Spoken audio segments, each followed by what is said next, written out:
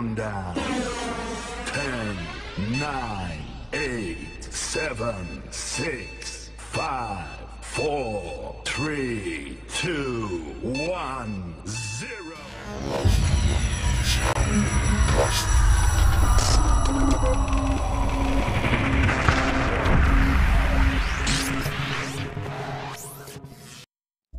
Bismillahirrahmanirrahim. Assalamualaikum warahmatullahi wabarakatuh.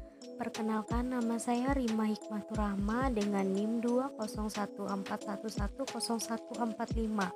Program Studi Perbankan Syariah kelas A.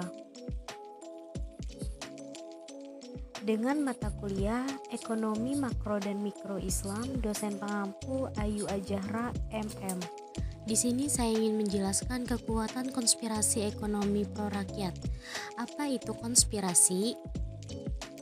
Konspirasi adalah suatu persekongkolan untuk menjalankan rencana besar.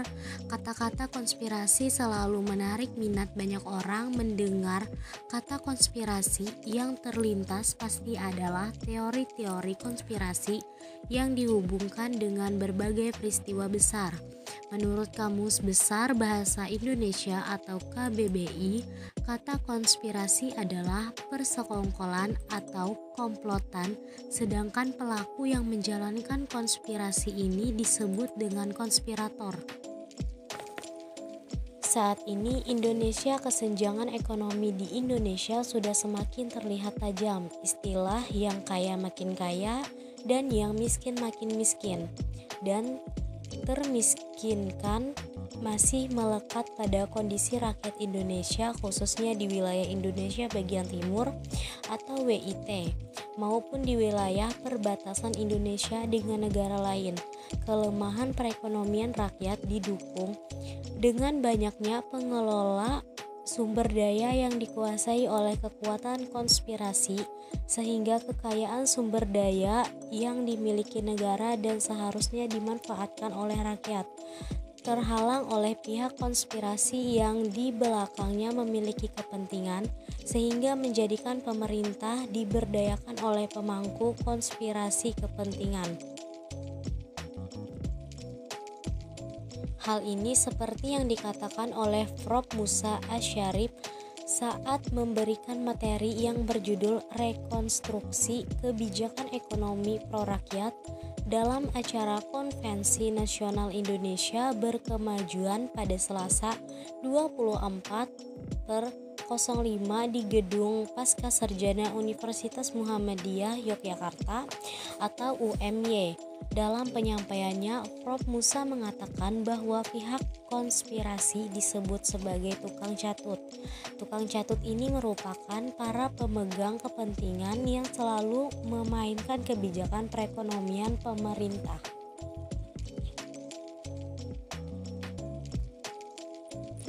Dalam realitanya, pembangunan ekonomi kita di setiap proses dan tahap kegiatannya selalu ada ekonomi tukang catut. Bisa dikatakan ekonomi tukang catut ini karena dalam peranan perekonomian selalu dikuasai oleh pemangku kepentingan. Sedangkan dalam ekonomi tukang catut ini berlaku dari kalangan bawah hingga kalangan atas. Kalangan bawah seperti calo yang masih sering berkeliaran di sekeliling masyarakat Indonesia, sedangkan kalangan atas seperti pihak multinasional koperasi yang perlahan-lahan memainkan peranan penting dalam perekonomian kita. Prof. Musa menambahkan bahwa tukang catut tersebut membangun jaringan konspirasi di semua lini: pemodalan, perizinan, penetapan lokasi, dan manajemen perusahaan. Kondisi ini yang menyebabkan banyak munculnya korupsi. Ekonomi pro rakyat mewajibkan penggunaan produk dalam negeri dan bimbingan teknik peningkatan kualitas, namun masalahnya produk dalam negeri tidak berkualitas, sehingga perlindungan ekonomi rakyat melalui intervensi perluasan pemasaran untuk ekonomi rakyat.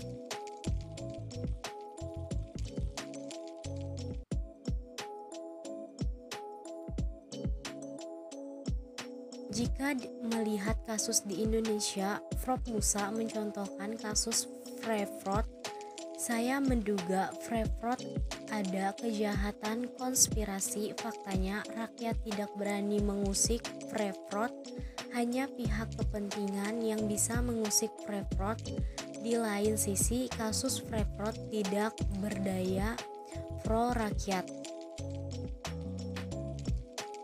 Agar perekonomian Indonesia tidak diberdaya oleh konspirasi kepentingan, Prof. Musa mengharapkan bahwa konspirasi harus dilawan agar negeri-negeri tidak tergadaikan. Kalau ingin membangun pro rakyat, maka pemerintah harus melawan konspirasi. Harapannya, sementara itu, Prof. Bambang Setiaji selaku salah satu pembicaraan dalam konvensi tersebut mengatakan bahwa pemerintah Indonesia telah memberikan fasilitas pro rakyat, namun pemerintah dalam menerapkannya belum secara maksimal dan masih belum tepat sasaran. Menurut pandangan Prof. Setiaji, dalam mengentaskan perekonomian, kemiskinan, dan pengangguran, Prof. Setiaji mengatakan bahwa kebijakan konvensional yang bisa mengentaskan perekonomian yaitu ekonomi kapitalis dikatakan pro rakyat jika dilihat dari terbukanya lapangan pekerjaan. Hal ini karena dalam perekonomian kapitalis banyaknya muncul korporasi multinasional yang memberikan peluang pekerjaan bagi rakyat Indonesia.